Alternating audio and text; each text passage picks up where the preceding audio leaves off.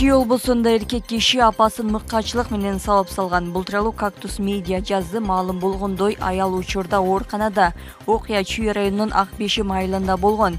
Милициянын маалыматына караганда 8-июль күнү денесинен көптөгөн жаракаттарды алган 1961-жылы туулган аял ооруканага түшкөн. Алдын ала маалымат боюнча 7-июль күнү кечинде уулу мас абалында апасын эч себепсиз эле сабап салган деп айтылат маалыматта.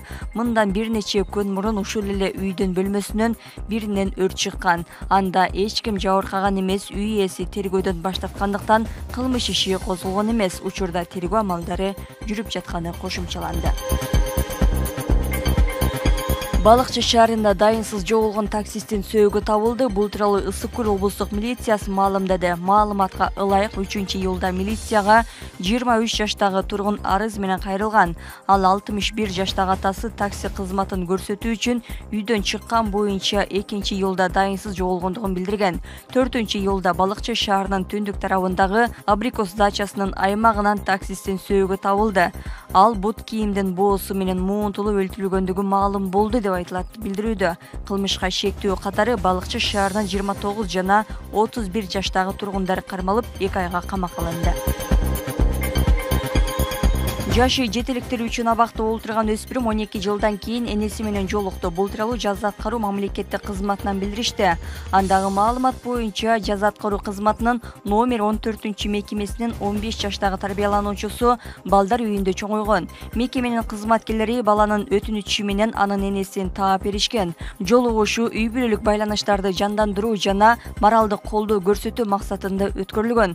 Жаза аткаруу мамлекеттик кызматы мындай демилгелер аркылуу соттолгондордун социалдык адаптациясын жана руханий абалын бекемдөөнү көздөйт деп айтылат билдирүүдө. Өспүрүм бул жолугушууну жашоосундагы бурулуш-учур катары мүнөздөгөнү кошумчаланды. Жусуп Баласагын атындагы Кыргыз Улуттук университетинде жүргүзүлгөн иликтөөлөрдүн жыйынтыгында окуу процессине катышпаган 2710 студент окуудан чыгарылды. Бул тууралуу УКМКдан билдиришти. Маалыматка ылайык айрым студенттер сабакка катышпай туруп расмий түрдө окуу тизмесинде жүргөн. Бул факты боюнча Жазык кодексинин 346-беренеси боюнча кылмыш иши козголду. Учурда тергөө амалдары улантылып жатат. Бул мыйзам бузууларга тиешеси бар башка кызмат адамдарын аныктоо боюнча тергөө жүрүүдө. УКМК билим берүү тармагындагы мындай коррупциялык көрүнүштөргө каршы күрөшүүнү улантарын белгиледи. Кыргызстанда алгачкы жол ретро автомобилдер музейи пайда болот. Бул тууралуу министрлер кабинетинин токтомунда айтылды. Анда мурдагы Батыш автобекетинин имараты музейге айланары. Аны Инвесткейджи холдинг компаниясы жасай тургандыгы айтылды. Токтомго ылайык компания Бишкектеги 34 гектар жерди 49 жылга ижарага алат.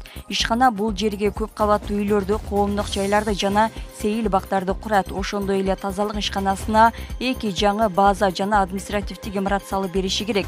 Долбоор 10 жылдын ичинде ишке ашырылат. Курулган турак жайдын 10% же анын акчасы Бишкек мэриясына өткөрүп бериши шарт.